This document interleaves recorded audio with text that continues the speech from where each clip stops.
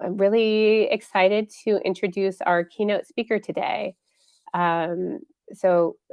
Heather Young, who's a physician with Arkansas Children's, and a pediatric infectious disease specialist, is going to be delivering our keynote today. She grew up outside of Russellville, Arkansas, so she's an Arkansas native who went to Hendrix College for undergraduate and the London School of Hygiene for hygiene and tropical medicine in England for a master's in the control of infectious diseases. She then went to UAMS for medical school and an internal medicine pediatrics residency. And she completed her pediatric infectious disease fellowship at Baylor College and then joined the faculty at UAMS in 2017. And her professional interests include public health and medical education with a special emphasis on congenital syphilis. So we've got one of the leading experts in the state to share with us what's been going on and what are the best practices for congenital syphilis prevention. So now I will turn it over to Dr. Young. Hi, everyone. Let me see if I can share my screen and get this going. Y'all can see my screen now, so let me go into the slideshow mode. All right. So hi, everyone. Thank you for joining us today for this really important topic. And to start off, I have absolutely no disclosures. In being in pediatric infectious disease, it's very hard to have anything to disclose. We don't make a lot of money. And at the conclusion of this activity, I hope that you'll be able to interpret various syphilis testing results in the infant and the infant's mother, and to differentiate between the different AAP categories of congenital syphilis and help plan and evaluate the treatment of a child exposed to congenital syphilis. And when we start out, I'll start out with what is syphilis. It's a bacteria. This is a picture of it. It's a spirochete, so it's a very twisty, curlicue kind of organism. And it's transmitted via sexual contact. If it's the only other way that it is transmitted is via vertical transmission from mother to child in utero. And a lot of people are probably thinking, like, why are we talking about syphilis? I don't understand. Well, it's back. So there have been lots of reports. There's been a surge globally, but especially in the United States with syphilis that's been reported on national media. And this is what syphilis used to look like. So back in the 1940s and 50s, there were high rates of syphilis for all persons. And then we discovered penicillin worked against it, and we started treating everybody, and the rates fell dramatically. Then in the late 80s, early 90s, with the HIV epidemic, there was a little bump up in syphilis cases. But then after a lot of public health initiatives, that improved. And actually in 2000, we had about our lowest rate. However, after that, the rates have started to increase. And here is a picture of this. Since 2000, we have seen this gradual, now turning to be very sharp uptick in cases of syphilis throughout the United States in all ages, all races, ethnicities, and both male and female. And if you want to look at where this is concentrated, dark blue means more cases. And to be honest, Arkansas is here in the dark blue. We have a case rate of about 32.9 cases per 100,000 population. And we are number 4 in the United States. South Dakota is number 1, the District of Columbia is number 2, then there's New Mexico, and then there's Arkansas. So this disease is here, and it is very present. You just have to look for it. We look as we have seen rates of syphilis in adults go up, we have also seen rates of congenital syphilis go up. So this line, the black line, shows rates of syphilis in women of childbearing age. And then congenital syphilis cases, those are the big blue bars. And you can see that across the United States, those have gone up from year to year. This is another way of looking at that. This is all congenital syphilis rates for all races, ethnicities, and sexes here in the United States. And this is our Arkansas data. So the dark blue is pregnant women with syphilis, and the light blue is congenital syphilis cases. And every year we have had increasing numbers of congenital syphilis cases. So what exactly is congenital syphilis? Well, that spirochete that I showed you gets into the mother and crosses through the blood supply, crosses the placenta, and to the point that you can see characteristic pathologic findings on the placenta, and causes disseminated disease in the fetus or a neonate. It's a spectrum of disease, so there may be many neonates that are asymptomatic but later develop disease. Early congenital syphilis, when they have symptoms, can look like this. So these babies can have jaundice, they can have severe anemia with high drops, they can have CSF abnormalities and have neurosyphilis, they can have nephritis, retinitis, intrauterine growth retardation. And they can look like this. So this baby is jaundiced, and if you look, there's the liver, they've drawn out his liver for you, and they've also drawn out his spleen, very enlarged. You'll also see that he's holding his arm here, kind of funny. That is because he has periostitis. That means that the bone is infected and it hurts for him to move his arm. And so he has what it looks like a pseudo paralysis, basically. He won't move that arm unless you absolutely make him, and then it will hurt. They will also get something called the snuffles. So this thick white discharge right here, it's full of spirochete. That's just super thick, white, goopy, turns bloody, nasal discharge. Then you also get this cracking here called regades. And then they can also have this desquamating, just peeling rash. So this usually presents, if they're asymptomatic at birth, this usually presents around 6 weeks of life. This is a radiograph showing some of the bony changes here at the distal end of the radius and the ulna. You can kind of just see how it's kind of just very moth-eaten appearance. There's late congenital syphilis too. So if an infant is untreated, up to 40% of them, they will develop basically what this poor unfortunate man has. So he has these wonky molars, they call them mulberry or moon molars. He has a saddle nose, he has frontal bossing, he also has an interstitial keratitis. That's just some of the features that he has. The disease can also go as it goes into the bones, it can also cause these things. This isn't this gentleman, but a different picture of somebody who has something called saber shins, where it's affected the tibia, and so they have these malformed shins. They can also, especially between 8 and 10 years of age, develop eighth cranial nerve deafness. So missed congenital syphilis cases, if they don't hurt the baby right away, can cause lifelong problems and deformities. So the problem with congenital syphilis is, so you see that there's a small fraction of babies who die. There's a small fraction who are stillborn, and those are tragic, yes. There's a large swath that are alive but have signs and symptoms. But then beyond that, there's a huge proportion who are alive with absolutely no documented signs or symptoms. And those are babies who can go on to develop late congenital syphilis. So I'm going to give you guys a real life example, though, of what can happen if congenital syphilis is missed. So, and a trigger warning that this is going to talk about an infant death. So we had a 3-year-old female who presented to Arkansas Children's with shock. The story was that she was a term newborn. Mother is telling everybody that there were no complications during her pregnancy. She says, I got all my tests and they were negative, but she will admit that the baby was small at birth. She delivered vaginally at a small community hospital here in Arkansas. Around 2 months of age, the baby began to have a runny nose, but everybody's like, oh, she was supposed to somebody who had the flu, just do some suctioning. But even despite that, as time progressed, the nasal discharge became thicker, wider, and more bloody. She had this diaper rash that they tried to treat with over-the-counter creams.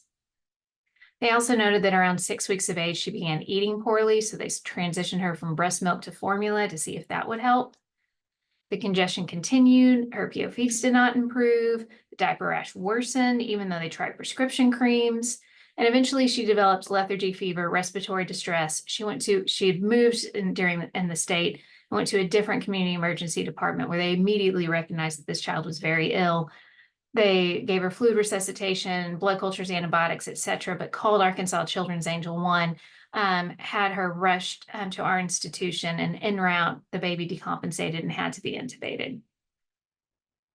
At arrival to our PICU, this is what the baby looked like on physical exam. She was febrile. She was less than first percentile for weight. She was on, she had a very marginal blood pressure on the highest dose of epi that she could get. She was intubated. She was lying very still and not moving very much. Her fontanelle was sunken. She was tachycardic. Her abdomen was very distended, and she had hepatomegaly. And then she had these purple nodules on her flanks and severe ulcerative nodules in her diaper area. She also had some dependent edema in her GU exam.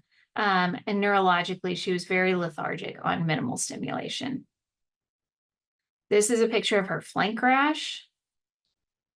And this is a picture of her diaper area. And they got basic labs. So she was pancytopenic. She was very inflamed. She was had a CRP of 224.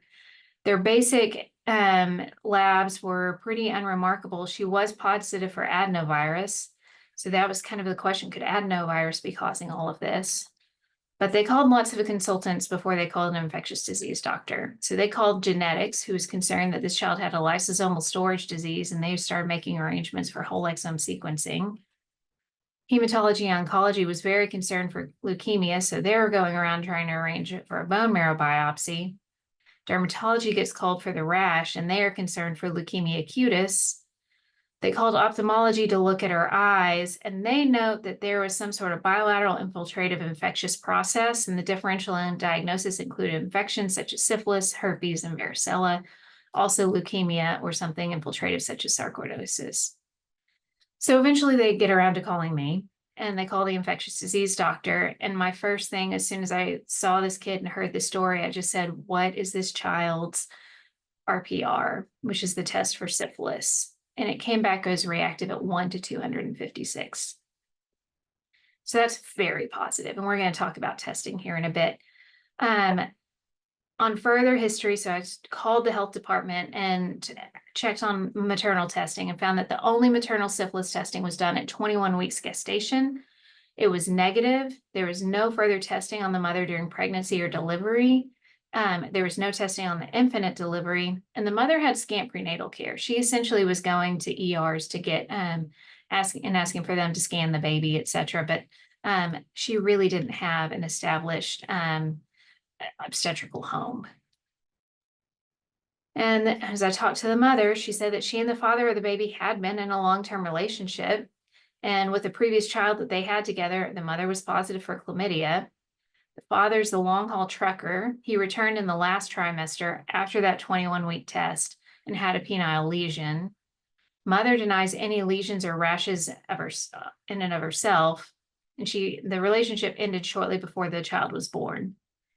So after breaking the news to the mother that her child had syphilis, I had to say, well, you probably have had syphilis too. So I had to arrange for her to get tested at the health department. And mom's RPR comes back at 1 to 32, which is also positive. So I start IV penicillin G on the baby. And one of the things that can happen with syphilis is if you are totally consumed with this parasite, not parasite, it's a bacteria, but when you have a large burden of this bacteria inside your body, you give penicillin, and the bacteria break apart, and it causes a cytokine release that they call a Yarix-Herxheimer reaction. And the child, it kind of pushed the child over the edge, and she required VA ECMO support. And despite our maximum efforts for this child, she expired. So, and I just want to go back and say that this child looked normal at birth. Everybody thought this baby was fine at birth. And just that missing a case can be disastrous, right?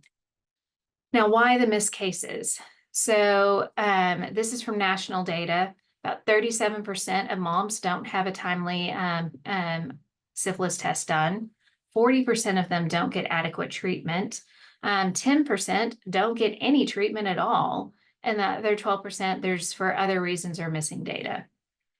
In Arkansas, what this looks like, so of the cases from 2019 to 2021, about 32 of them had no timely prenatal care, no timely syphilis testing. About 12 or so had no timely syphilis screening despite adequate prenatal care. And then about 42 or more had no timely treatment despite timely diagnosis. So when should maternal testing be done? It is now recommended by both the CDC and ACOG that the mom should be tested at the first prenatal visit, at the third trimester, ideally at 28 weeks, and at delivery. And so what do I mean by testing? I've already referred to this test called the RPR. Well, this is one of the more confusing parts of syphilis, so please bear with me and feel free to ask questions. There are two different tests for syphilis. You do both, but the first one is the non-treponemal test. So that is the RPR and the VDRL. These detect antibodies against something called reagin, which is a combination of cardiolipin, which is part of the inner mitochondrial wall of mammals, part of regular bacterial cell walls, also lecithin and cholesterol, which are part of normal humans. It's very non-specific. And the other thing is, if you get an RPR at one place, you can't check a VDRL at another place and compare the two. You can't compare the test to the other. You kind of have to stick with one and just pick one and stick with it. The other tests, they're called treponemal tests, and these look for antibodies against syphilis-specific antigens. It is far more sensitive than the non-treponemals, but one of the things is, with the RPR and the VDRL, you can use those to monitor the response to therapy. You can start treatment and watch these numbers fall and know that your treatment was successful. But with the treponemal test, those are positive for life. Once you have syphilis, that test will always be positive. The VDRL is honestly rarely used in the United States. I will say in the Baptist system, it's really confusing because the test will be labeled VDRL/RPR. It's just an RPR in the Baptist system. I had to confirm with some of their people there. The RPR is far more commonly used because you're able to batch test those more easily. Okay, so you get these tests, but so there are also these newer treponemal tests that are used in many hospitals. They are EIAs or CIAs. They have a turnaround time of about an hour. Again, this detects the antigens to syphilis, its antibodies to syphilis itself, and this test will be positive for life. But it has a very fast turnaround time, in about an hour, and it's pretty automated. So it's very appealing for people to use. The thing is, you can have some false positive results just because nobody wanted to make syphilis any easier than it is. All right. So an RPR, so it's an agglutination test. So you have antibodies and an antigen and a test reagent and the three of them, and you want them all to cross-link. And then when they do that, you get clumping on these little cards, basically. A positive test, you dilute it by 50% and run it again, and keep repeating that process until the test stops reacting. And you give this result as a titer. So this top card kind of illustrates this. At 1 to 1, you've got clumping, dilute it out. One more time, clumping again, clumping, clumping, clumping. So 1 to 16 is probably where this person is reactive to. And so you kind of have to go from there. The thing is, this is a little bit subjective, right? So what I say might be clumping here, somebody else might say is clumping here. So it's not uncommon for there to be a little bit of wobble between 1 to 16 and 1 to 32. So just, again, these tests have been around since 1906. So they're not perfect and a little bit confusing. For women, for adults, there's a certain screening algorithm you can use. You can use the traditional screening algorithm, which is like what was available before 2011. So basically, a pregnant woman would show up, she would get a quantitative RPR done. If the RPR was negative, no big deal, no further thing to do. If the RPR was positive, you would do a TPPA, which is a confirmatory treponemal test. And if that was positive, then you had to think this is either past or present syphilis. If that was negative, you would say syphilis is unlikely. This is probably a false positive. We now have the reverse sequence algorithm, which a lot of hospitals have moved towards, because instead of this whole manual process over here on the left, there's this automated process that you can do that doesn't require a lot of lab expertise and a lot of lab time. So, and this is what's used at UAMS, honestly, because it's such a high throughput center. So you have the EIA, if it's positive, then you do the RPR. If it's positive, okay, probably have syphilis. But if the RPR is negative, then you follow it up with a tiebreaker test, the TPPA, and see if that is positive, then you are truly dealing with syphilis. Now, again, the RPR are these titers and dilution. So you need to have, they say, a 4-fold rise in titer or 2 dilution change in titer. To make it simple, because I have to do that for myself, I just say this second number, this 1 to whatever, so this 1 to 4, I multiply it by 4. Has it gone up by 4 or more? Okay, then I'm worried that this person has been reinfected. Is it gone down by 4? Then I think that after treatment, then I think that this person has probably responded adequately to therapy. But this one little divot from 1 to 4 to 1 to 8, that is a 2-fold rise in titer. And that could just be difference in lab interpretation. Okay. And what can cause a false positive RPR? I said that earlier, but that this reagent is this non-specific chemical, right? And so inside the body. So it's not foolproof. It can be elevated if you have connective tissue or autoimmune disease, if you have ulcerative colitis, if you've had a virus recently, if you have endocarditis, if you have brucella or malignancy, intravenous drug use, or the cherry on top pregnancy. Super frustrating, right? The other issues that I've already alluded to is that this is a manual process that requires specifically trained lab personnel that may not be available in every lab in the state. It is subjective interpretation, so there's not uncommon for there to be a little bit of variability between observers. There's also this thing called the prozone effect. So, like I said, there's a test should be you have your antigen, your antibody, and the reagent, and these should cross-link. So that's here A. That is what an ideal test is, and then everything clumps. But if you are just consumed with syphilis and have it all throughout your body, there may be so much antigen that you block every single receptor, and there is absolutely no cross-linking, and you are not able to have a positive result unless you tell the lab, hey, this mom, I am really worried she has full-blown syphilis. Can you please dilute out their test? And then you will see some cross-linking and you will see positive tests. Okay. The other problem with this test is this is antibody related. So if it is January 1st and someone goes out and gets infected on January 1st, it can take weeks before you have a positive test. So you can't just say that you have this one positive negative test at one point in time and everything is golden. You really do need to retest more often. So maternal testing, as I said, should happen for every mother at first prenatal visit, the 3rd trimester, ideally at 28 weeks, and at delivery, as is nationally recommended by ACOG and the CDC. The other caveat is do not rely on risk factors. So this group looked at risk factors among pregnant women who had early syphilis and what reported risk factors there were. And 63% of them had a risk factor, which had to mean that there was another 37% who did not have any risk factors whatsoever.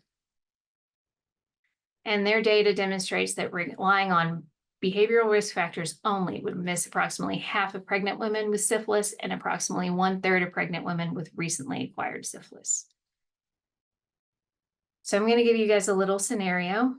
So this is a 24-year-old pregnant woman, G1P0, who presents for her first prenatal visit at 12 weeks. Her syphilis screen is reactive. Her RPR is 1 to 64, and she is unaware of having contracted syphilis ever in her life. This is not an uncommon scenario at all. Well, obviously we have to treat her. So what does treatment mean? It depends on the stage of syphilis, and syphilis is still very sneaky. So you start with exposure, and after 10 to 90 days, you can form a chancre, and that is primary syphilis. If that goes unnoticed and untreated, you can develop secondary syphilis, which is a rash on the palms and soles and the rest of the body, fever, large lymph nodes, etc. Then from there, if you don't get treated, you can develop late latent syphilis, which is more than a year post-infection. The treatment during pregnancy does depend on the stage. So you have to be able to ask the mom questions. The primary stage, so the painless chancre, many women won't know that they have one because it occurs at the site of inoculation. And that can frequently be inside the vagina or on the cervix. So they may not be able to see it and therefore won't know.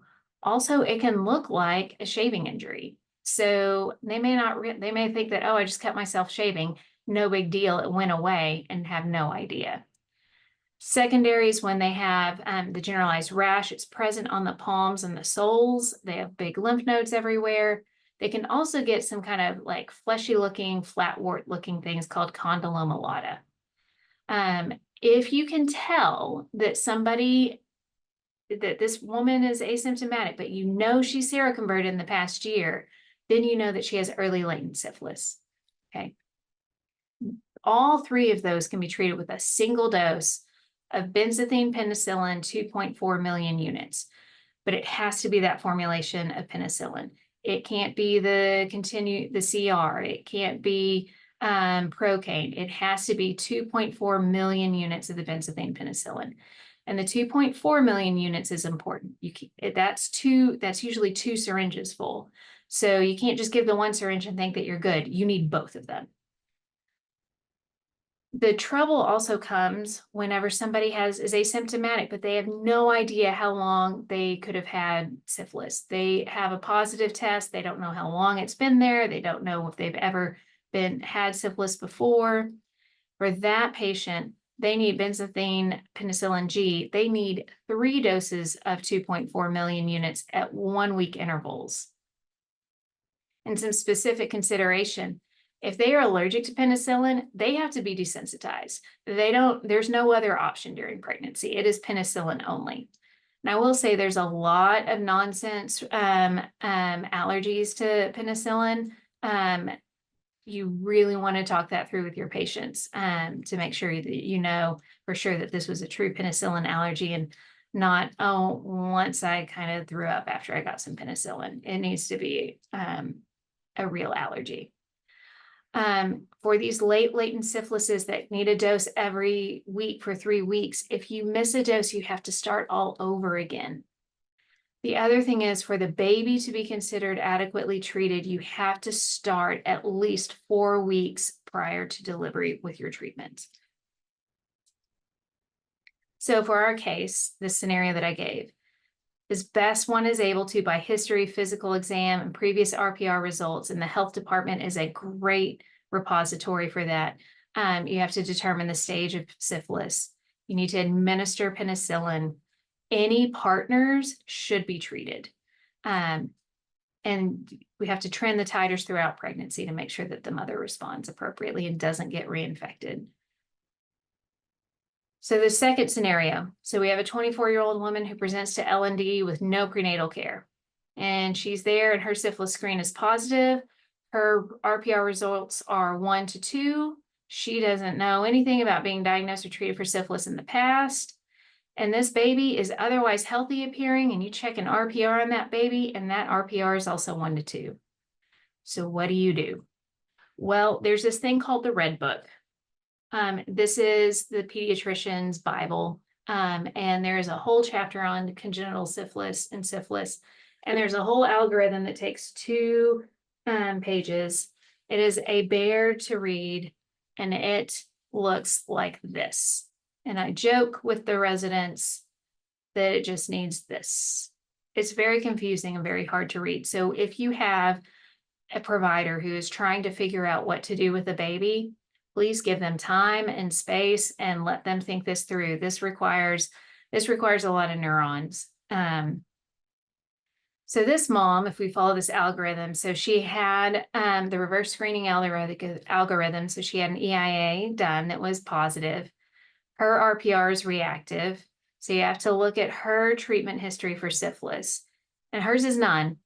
And none's documented. Nothing was initiated less than 30 days before delivery. She's, there's lots of she has not been treated. So you have to evaluate the baby.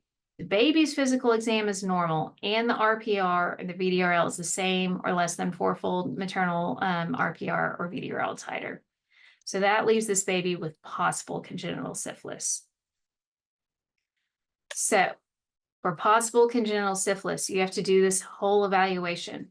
You have to do a lumbar puncture. You get all of these factors on there. You've got to do a CBC to look for that anemia and that pancytopenia that our baby first had, and long bone films to look for any bony changes.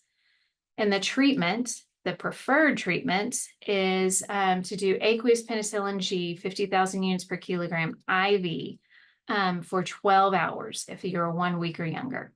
Once you turn 1 week old, you magically turn up the dose to every 8 hours because the kidneys magically turn on and start peeing out the penicillin. And you need a total of 10 days of IV therapy. It's really hard to find penicillin G procaine, but you could do a single dose for 10 days. You could do this one-time dose of benzathine penicillin G for 50,000 units a single time, but only if you can do all of this evaluation here in the middle. It's totally normal, and follow-up is certain. And I can tell you that in our experience, follow-up is never certain unless they were in your wedding and you have their phone number and you can drive over to their house and pick up that baby and take it to a lab to get tested. Follow-up is not certain. It is very, very hard to do. So we usually treat these babies for 10 days. All right. So some treatment considerations though. It is very difficult to keep a peripheral IV in a neonate for 10 days. And if a dose is missed, you have to start the whole thing over. So have a low threshold to put a PICC line in this baby or send this baby somewhere where they can get a PICC line. And also we've seen it where people forget to turn up the dose at day 8 of life. So that can be a problem. The other thing is this baby has to stay in the hospital for 10 days. So that costs money. It takes up a hospital bed. It decreases mother to child bonding. And it also causes a lot of interfamily stress. What are you going to do with the other, kids at home? Why is mom in the hospital? Why is the baby in the hospital? What are they sick with? Why do they have to be in the hospital and get antibiotics? Families don't want to talk about that, and don't want, mothers probably don't want extended family members to know what's going on. So it's a very stressful situation for the mother and the child. So I'm going to revisit scenario number 1 now. So this mom came in, first prenatal visit with an RPR of 1 to 64. She was treated with IM bicillin weekly for 3 weeks with no missed doses. She did great. When they consider latent syphilis of unknown duration, so you kind of treat it the same as latent syphilis and give it 3 weeks. Her partner was treated. Her follow-up RPR at delivery was now 1 to 8, so things have gotten much, much better. All right, so what do you do with the baby? The baby's healthy, well-appearing, no issues. RPR is 1 to 8 as well. So this is a positive maternal test, reactive RPR. Mom had adequate penicillin treatment during pregnancy, and it was initiated more than 30 days before delivery, and there's been no concern of maternal reinfection or relapse. The baby's RPR is not 4-fold greater than mom's, and it has a normal exam, so this is congenital syphilis less likely. So thankfully, the Red Book says for there that you have no further lab workup or imaging needed, but this baby still should preferably get a 50,000 unit per kilogram IM single dose of benzathine penicillin G. They will say that alternatively, infants whose birthing parents decrease like this and everything could be followed up every 2 to 3 months without treatment until the non-treponemal test becomes reactive. Again, this requires that you know that this mom is going to come back. She has been well established in this pediatrician's practice and has come back for every well child visit, etc. For her previous children, y'all know where she lives. She's not going anywhere. She's not going to relocate to she's not going to relocate to Dallas or something like that. She's here and you're going to be able to find her. It should be noted that non-treponemal antibody titers, so RPRs, should decrease by 3 months of age and should be non-reactive by 6 months of age. And if for any reason any of these titers are persistently stable at 6 to 12 months, they have to be reevaluated, including doing an LP and treated with a 10-day course of penicillin G, regardless of their previous treatment. So those kids usually come to see us at 6 to 12 months if that's what's going on. So again, alternative option requires that follow-up can be pretty much guaranteed. So screening scenario number 3. So you have a 32-year-old P3G2. She presents to labor and delivery. She's had good prenatal care. She was treated for syphilis in her previous pregnancy. She has a titer of 1:1, and the health department considers her serofast. Baby is born with an RPR that is non-reactive. So what is this? So serofast is when you keep a low positive RPR, and it happens. And so you will see it on this algorithm that they will have a reactive maternal RPR. Mom got adequate treatment before pregnancy with a low stable titer, and infant exam is normal, and therefore you can go to congenital syphilis unlikely. So you don't need to evaluate, you don't need to treat. If for some reason the baby's RPR is positive, if mom is 1:1, it's not uncommon. Sometimes the baby will also be 1:1 as well. You should follow them serologically to ensure the test results to negative, usually at 3 months of age. If follow-up is uncertain, benzathine, penicillin G, 50,000 units per kilogram IM single dose. That is what some experts recommend. And honestly, it's just, if you come talk to most of our infectious disease doctors, we're going to tell you to go ahead and give unless there's some extenuating circumstance, or as we recently had, it was during the shortage that we recently had. So important things for the baby. So the baby's provider really needs to know mom's details and needs to know the baby's evaluation and treatment and how to follow up on the baby. So if this is not the provider who rounds on the baby in the nursery, then, or the NICU, then this information needs to be adequately communicated to whichever provider is out in the community who's going to be seeing this baby and follow up. Baby's follow-up. If her RPR is non-reactive at birth, you often need to have a recheck at 3 months of age just to ensure it's negative, just to ensure that mom didn't get reinfected late during pregnancy, and ensure that this is a true negative. If the RPR is reactive at birth, it needs to be trended at 2 months, 4 months, and 6 months of age. And this information needs to really be communicated to the pediatrician or the family practice doc or whoever it is who's going to be following this baby in the outpatient setting.